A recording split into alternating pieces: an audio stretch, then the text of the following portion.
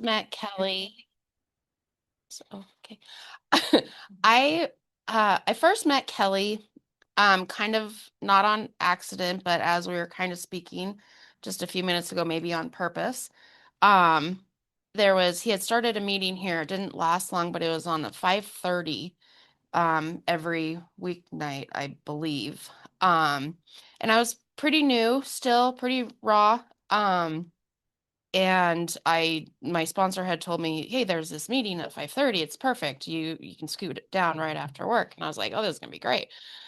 So I went and I showed up here and there was nobody here. There was two people in the parking lot, and I was like, I don't know what to do. I didn't really grasp what was going on. Um, but Kelly was the gentleman that was in charge of that meeting who had started it. So it ended up just being me and him. The other lady was, I think she was cleaning. I don't know. And so anyways, we ended up um meeting in that group or uh in the other room when it was still had a meeting table in there. And we talked for about an hour and a half. Just the two of us. And like I said, I didn't have any clue what I was doing really or what was going on. But I knew that I needed to sit there, even though I was a little bit like, do I really want to sit in this room by myself with a man? Um, but I did. I did. And like I said, an hour and a half went by and I didn't even realize how long it had been, of just the two of us speaking. So I didn't see him again after that for quite a while. But it really did make a pretty big impact on me, to know that someone would take their time to spend an hour and a half just with me to talk. Um, haven't seen him again for a little bit, like I said, and now he's become uh, quite an active member of the Noon group, so I see him frequently now. Um, and with that said, I'm going to introduce Kelly.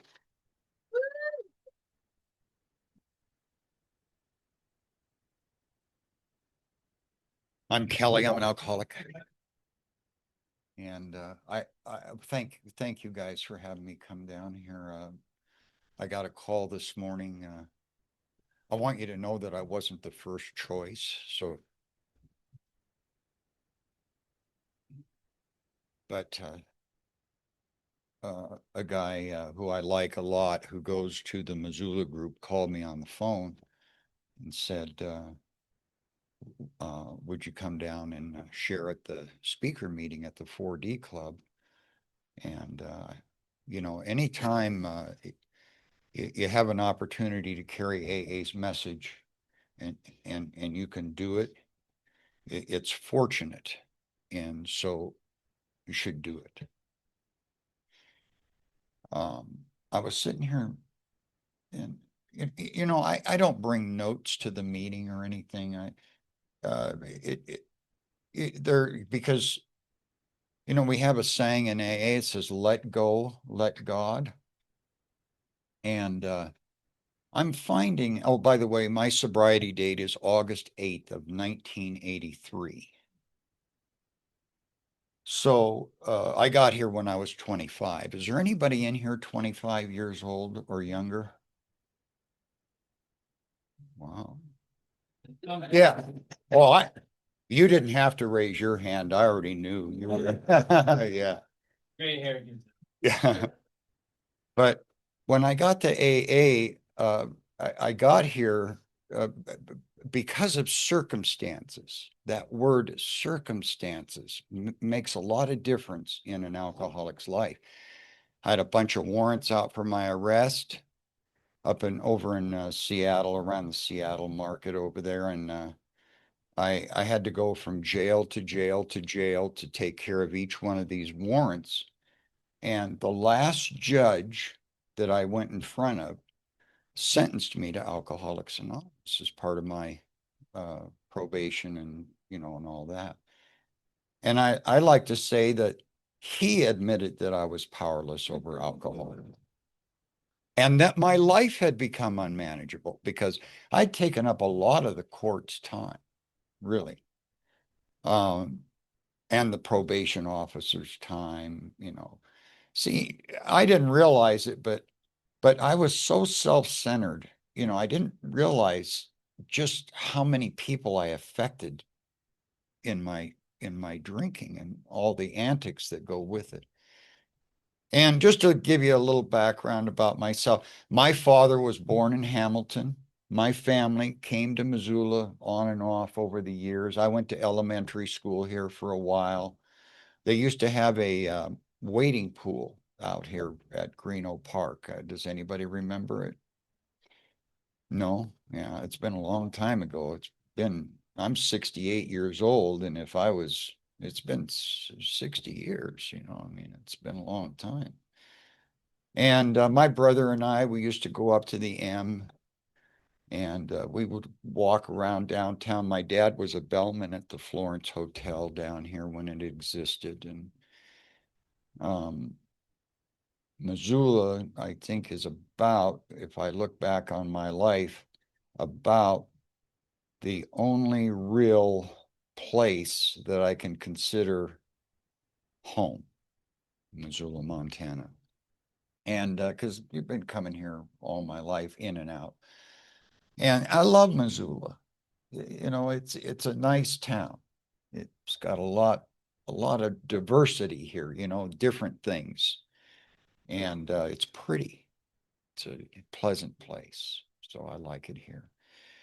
Anyway, I was a juvenile delinquent, teenage alcoholic. We used to steal and lie and cheat and get into trouble and go to juvenile and steal cars and get in people's cars and steal liquor out of the grocery stores. Does anybody remember Colt 45 malt liquor? That was our. And of course, I was just one of those kids that was just a hooligan. I was a troublemaker and got into trouble, and my parents tried to discipline me. My father, he told me, straighten up and fly right, you know, and but they tried to help me. They really did. My parents were good people. I mean, they wanted to see me do well. Um, so, it wasn't that they were mean or anything, but um, they just couldn't do anything with me because I just wouldn't listen. I had to go my own way and do my own thing. I was that kind of person, you know, and I didn't take the discipline at all very well. In fact, if anybody disciplined me for anything, I would just get my back up and I would just get back in there and make it as hard as I could on everybody else. I can't tell you why. That's just the way I was, you know. And eventually, this happened. I ended up going to AA. And I was on my way to prison. If you go to jail enough times, eventually what happens is you hit the lottery and they'll send you to prison. And I went a long time going jail to jail to jail. I probably should have went to prison. I got a deferred prosecution one time where if I kept my nose clean for a year, that, I wouldn't go. And so I managed to follow through with that with God's help. But when I first came into AA, I didn't want to go to AA. I was not an alcoholic when I got here. And the reason I look back on it now that I say that and that I thought that was because I had a picture in my mind of what I thought an alcoholic was. And it was somebody on Skid Row with a wine bottle in a paper bag. And that was not me. I was 25 years old. I'm not an alcoholic. And as part of my probation, I had 6 months of alcohol counseling, a year probation, court costs and fines, a year of AA meetings, 3 meetings a week for a year, and I had to have a paper signed and I remember procrastinating on the AA meetings and seeing the alcohol counselor, and he asked me, he says, Kelly, have you been going to those AA meetings? And I said, I pounded on the guy's desk. And I said, I am not an alcoholic. I just want you people to leave me alone. And he said, if you don't start going to those AA meetings, Kelly, I'm going to tell the judge and you're going to go back to jail. And so that's how I got to my first AA meeting. See, I look at these circumstances that I mentioned as luck or fortune, if you will, because of those circumstances, I went to my first AA meeting. And I was in a room in the bottom of a church, and the first step is the only thing, the first half of the first step was the only thing I know. I noticed that they had stuff hanging on the wall, and they had, papers and chair people and all that. But it says we admitted we were powerless over alcohol. And I just couldn't get that through my head. I didn't understand what they were talking about. How could something in a bottle, because I looked at it like alcohol had control over me. How can an inert object have control over anybody? It just didn't. But anyway, I want you to know I started working the AA program right after that first AA meeting. And I'm 100%er. There's very few of us around, but I'm one of them. It says, if you're not sure whether you're alcoholic or not, go out and try some controlled drinking. So I made up, and I want you to know too that I never tried to control my drinking when I was drinking. I just drank until I was done drinking. Never gave it a thought. Either I went to jail or got sick or passed out or whatever. When I drank, I just drank it. It never occurred to me to taper off. The only restriction that I really had on alcohol was wine. I just could not stomach the wine. Now I would drink it, but I knew I was going to get sick. And I don't know if anybody's ever been puked up wine, but I got to tell you, that wine is bad. Just I can't deal with it. So anyway, I said to myself, I'm going to go out. This is after the first AA meeting. I'm going to have a few drinks. I'm going to play a few games of pool, and then I'm going to go home. And I went out and closed the bar down, got drunk, came home after the bars closed, and for some reason I took a bath. I don't know why. I passed out in the bathtub, and I came to at about 4 o'clock in the morning.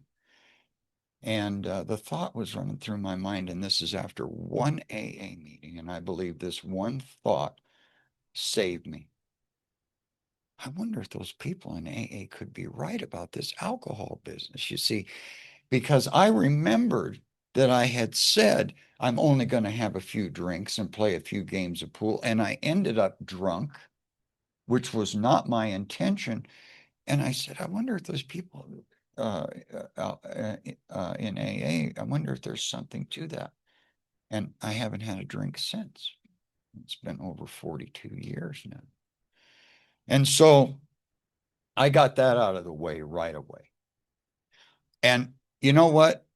I know it's more difficult why it wasn't more difficult for me to draw that conclusion. I don't know. I don't know.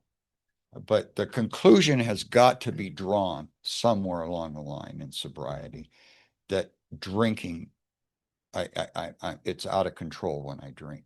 Now, I did not know anything about alcoholism, and I learned about alcoholism in AA.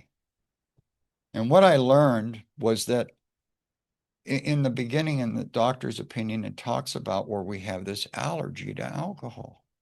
And this explains so much when I found out and understood it.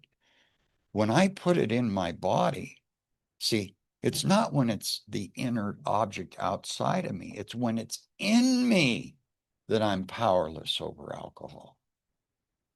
So I'm one of a unique group of people that when I drink, it creates a craving in my body for more alcohol. And I've heard different statistics. Some people say it's 1 out of 10. Who cares? If you have the allergy to alcohol. Once you start drinking, they said, you'll drink more alcohol to satisfy the allergy. And this explained why I got drunk all the time. And that, and then of course, when you get drunk, you get into a lot of trouble. Drunks get into trouble. And so that explained a lot of things for me. Where I had the difficulty was the unmanageability part. But then I understood later that what would happen, and I made commitments to people and made promises to people and to myself to accomplish certain things. And it seemed like every time I turned around, I would try something and the drink would get in the picture and I wouldn't be able to follow through with the plan. Paying the rent, paying the utilities, making appointments, that kind of thing. I could not do it because the drink would get in the picture. And then what would happen is I would get drunk and then you could forget the commitment or whatever it was, the promise that I had made. And that's where the unmanageability is. And they said that I had an obsession of the mind. And I didn't know what these words meant. I was 25, I was a high school dropout, obsession, what does that mean? I mean, I've been listening to Alice Cooper and Elton John and Kiss and all, and maybe I was obsessed with Elton John because I like Elton John's music. But alcohol, how does that work? And my sponsor explained to me, says, it's a state of mind. It's an idea. All it is a thought. And everything in your life surrounds that thought. Everything. It permeates everything. It's like ask an alcoholic for directions. Go 2 blocks down to the state liquor store. Make a right. Sally's Palomino Club is just down by. Then make a left there. Go down to Carl's Tavern, and it's right across the street. And I understood. I knew my state of mind was all about alcohol. And you hear guys talking about it. I couldn't go fishing without having alcohol. Those guys had not yet hit bottom because they could still go fishing.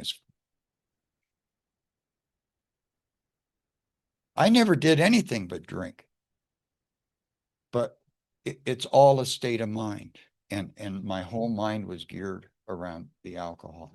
And why did that happen? Well, they tell me that, like Bill, in his story, in the very beginning, he says, war fever ran high in the New England town to which we new young officers from Plattsburgh were assigned. The emotions were running high, says people making them feel heroic, moments sublime with intervals hilarious. I was a part of life at last. And in the midst of the excitement, I discovered liquor. He discovered liquor. And what happened when he drank is it took the edge off of all that excitement. And then it goes on to say that he went back to war. Does anybody remember Neil Cohen's song, Over There, Over There? Well, that's what he's talking about, over there. He says, I was very lonely and again turned to alcohol. And so you see, I drank alcohol to take to get rid of the emotions. I didn't want to feel anything. Didn't like the way I felt. And so I'll give you an example, personal. My friend Steve and I, who I drank with when I was younger, would go get these girls to take them to the drive-in. And I had to have half a bottle of wine before I could go up to the door and get this girl to go to the drive-in. I mean, it was just too much for me to handle. And I lived my whole life that way. And what happens is the mind gets the idea. Oh, something's happening out here. Something's occurring. Let's have a drink. And over time, it becomes such a habit. It's automatic. It's like a machine running. You know, it's like if you turn a blender on, you know, the wheels turn. Well, alcoholism for the alcoholic is the same thing. And then if you look in the 12 steps and 12 traditions, it tells us what this program is about. In the foreword, it says AA's 12 steps are a set of principles that are spiritual in their nature, which, if practiced as a way of life, will expel the obsession to drink and enable the sufferer to become happily and usefully whole. So you see, once that idea is released from the mind, what happens is we straighten out and we start thinking straight. And that's the insanity they're talking about in the second step, is the idea that drinking is going to solve my problem. Doesn't have anything to do with anything else. They use all these examples in the big book about the jaywalker, the guy who mixed milk with his whiskey. All that has to do with that insanity in the second step. And it says, we come to believe there's a power that can restore us to sanity, which means that we believe or come to believe that there's a power that will relieve the obsession to drink, which AA does. And that's what these 12 steps are for. And when they're talking about God in the third step, you know, I don't know why I went through so many gymnastics about mental gymnastics about this. You know, they give examples in the book. You know, God is the employer, director. He is the father. We're his children. They give us all kinds of choices, you know, that we can use. And that's what they mean when they say, as we understood him. My sponsor says, who's the we in the we? And I said, well, it's the Fellowship of Alcoholics Anonymous. No, Kelly, he says, the we is the first people that wrote the material in Alcoholics Anonymous. It says we of Alcoholics Anonymous are more than 100 men and women who have recovered from a seemingly hopeless state of mind and body. And then they go on to say that to show other alcoholics precisely how we've recovered is the main object of this book. So the book is the tool, the operations manual on how to recover from the mental obsession. That's the tool. And I wouldn't pick up the material. I don't know why. You know, they say this is an illness, a disease of denial, where it's a disease that tells me I don't have the disease. And for some reason, because the mind has been so used to drinking alcohol to relieve itself, whenever material comes around that will help me understand what's wrong with me and that will help me get well, my mind rejects it. I know when alcoholism is starting to creep in again, when I know I need to be reading the big book and I'm not, or when my eye catches a pamphlet on the pamphlet rack that looks interesting or that I maybe need to review again, and I'll blow it off and won't do it. See, because my mind doesn't want to hear all about all this. I want to drink. My mind wants me to be drunk, you know, and I don't know that that's ever a condition that'll ever change. And, you know, I just notice it in myself. It might be different for other people. I don't know, because I'm, you know, I don't know everything, but we know a lot about alcoholism and how it works. And I do know that the obsession to drink has been lifted but that I also know that my condition of sobriety is contingent on how I operate on a day by day basis. If I have God in my life.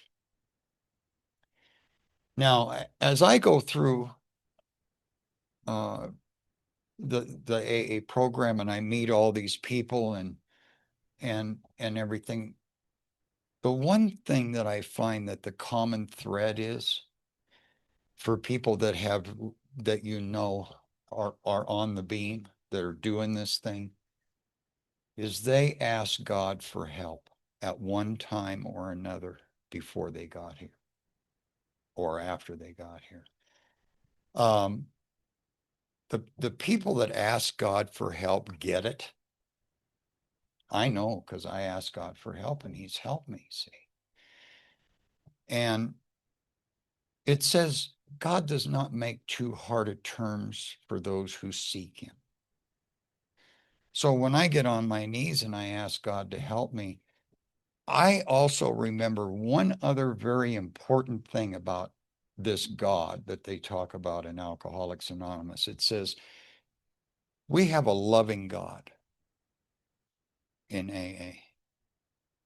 We have a loving God, not a condemning God, not a fire and brimstone God. We have a God that loves us. And I mean, the very demonstration of that is the fact that we're all together here today in a program of recovery from a hopeless illness, which is alcoholism. I mean, this is enough of a demonstration right here to prove that God loves us just by the fact that we're all together here today. And yet I was so blind I couldn't see that in the very beginning, you know. I had no understanding at all. And what happened to me uh, was I started hearing what the people were saying that with the doing comes the understanding. Why is it I had such a hard time with that? Because I such an intellect. I had to analyze everything, you know, think about everything. And I'm still analytical to a certain degree today, but I also know the value of action, of doing.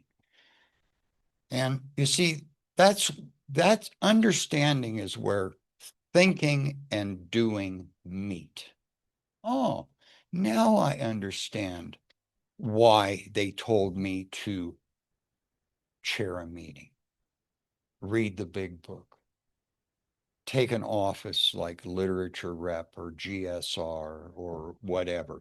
Now I understand. You know, I can sit in the chair all day long and think, wow, man, I could be delegate or whatever, you know, if that's what your goal is. It's a hard job. I know I've met a few delegates, so I know. But the reality of it is that unless I do it, I will never understand it, you know. And I mean, it really does start off with something as simple as this. You just you find a place somewhere where there's what is this, 5 square feet here? You get down on your knees like this and you go, God, I need your help. It really starts right there. That's it. And then you stand up and you open your eyes up and you watch him do the things in your life that you could not do for yourself. You see, how many times have I heard it in AA? You know, God is doing for us what we couldn't do for ourselves. You see. How much time do I have left? Till 5. Okay, because I don't want to overbear here. But with the doing does come the understanding. And if I have, that's why I believe that sponsorship is important in Alcoholics Anonymous. because my sponsor in the beginning directed me to do things. And of course, I don't understand why. Why do I need to do that? And then, but because I love my sponsor, because he literally went through the literature with me and helped me understand alcoholism, I would do what he suggested. Because I trusted his judgment, you know. It takes a little time to develop trust, but all you need is a little bit of trust, not a whole big, you know, bite off the whole elephant at a time. He'd say, you know, and you know, Kelly, you know, the treasurer position in the group is going to be open here. I'm going to nominate you for that position. And in my home group, I served every job. We had an overall chair because we met 5 nights a week. Literature, GSR, Grapevine. I became a DCM, and I did all those things as a result. And you know what I found out? The thing that I love about Alcoholics, and has anybody ever been to area assembly? Okay. It's true in every area. Everyone in AA has a voice. Everyone. Whether, you know, 89% of the people don't like that voice doesn't matter. That voice gets heard. So that means that everybody that comes into Alcoholics Anonymous, it takes the time and wants to appear where the voice counts, which is at the area and at the group, you know, group conscience level and all that. The voice gets heard. That's what I love about AA. Now, just because you get heard doesn't mean that everybody's going to rally around what you say. Believe me, I know that for a fact, okay?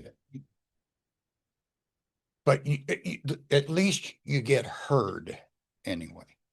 And you know, that means a lot.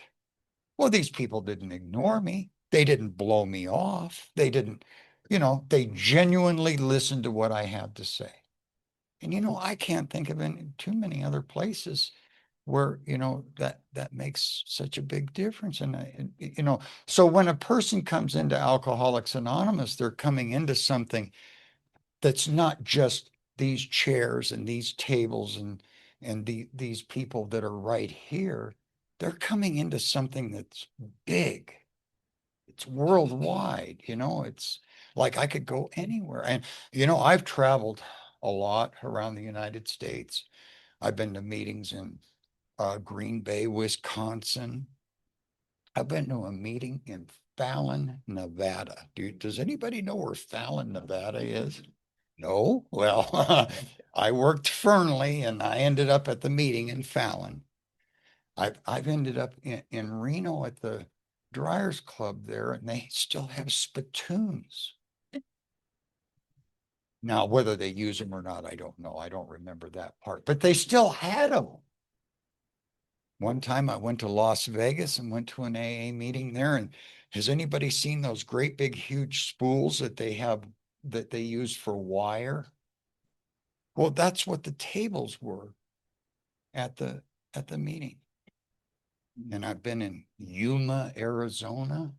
And incidentally, just to let you know, if you think that there's only crazy people in Missoula, Montana that attend the AA meetings, you're wrong. And if you think there's only sane people, you're wrong about that too, because there's a lot of sanity, a lot of good that goes on in Alcoholics Anonymous. And just if I want to share, I have not been the best AA member in the world. I've had some rough edges I've had to take off. They talk about bleeding deacons in AA. I, you know, because what happens is, I don't know, maybe self-righteousness comes into the picture. I don't know. But, if somebody's not doing the AA program the way I think they should be doing the AA program, well, to hell with them. If you're not doing it my way, you're not doing it the right way. And I have to tell you, that's not the way. That is not the way. The way is love. That is the way. There is no other way. That's why he said love and tolerance is our code. Because it's true, you do catch more bees with honey than you do with vinegar. And you'd be surprised how a person's mind will change, even though they're adamantly against an idea, when love is in the picture. Because they'll take a minute maybe and reconsider whatever it is that they're being presented with, and they might turn around because love was in the picture. Because nobody responds to arrogance and self-righteousness, which I've been guilty of presenting, and I'm 68 years old now. I think I'm an adult enough person to where, hopefully I could love people, instead of walking around with a chip on my shoulder about this and that and everything else, and that's not just for older people, it's for everyone. If there's something in my mind that's negative about Alcoholics Anonymous that I see, I need to check that, because there's nothing wrong with AA the way it is. Nothing. And we have pamphlets. There's people that have addressed these issues. There's people that have gone before us. There's a beautiful pamphlet. It's called A Member's Eye View of Alcoholics Anonymous. I would recommend it. That 3 talks to medical societies. Let's be friendly with our friends that Bill W. wrote. They tell me, Kelly, you've got to be nice to these people. You cannot go out there and start hammering. It just doesn't work. And the reason I'm sharing that is so I can remind myself about that too, because I can revert back easily, So I don't know, in the 2 minutes, how many people have been to an AA meeting where it said, is there anybody here that has a topic for the meeting? Everybody, right? But let me ask you this. How many people have said, how could we talk about the 12th step? Has anybody ever been to a meeting where the topic was the 12th step? Oh, good. Well, you can tell me after the meeting. But it says, practice these principles in all our affairs. And if, I learned that I can incorporate these things I've learned in Alcoholics Anonymous into every area of my life if I want to. At first it was all about not drinking and staying sober and getting, all of that. But then what happens is, you start developing other areas in your life, and you start going, I need to be honest. You can't just walk out and do business and lie to people. You just can't do it, you just can't do it. So the point I'm trying to make is that if people think that AA is limited in some degree, it's not. It's not limited. Alcoholism permeated every area of my life, and Alcoholics Anonymous permeates every area of my life. It's a great foundation for life, is what it is for alcoholics. And, we're very fortunate people that we have it. And then, has anybody ever heard anybody say, when I was born, they never gave me the book on how to live life? Has anybody ever heard that saying? Where's a big book?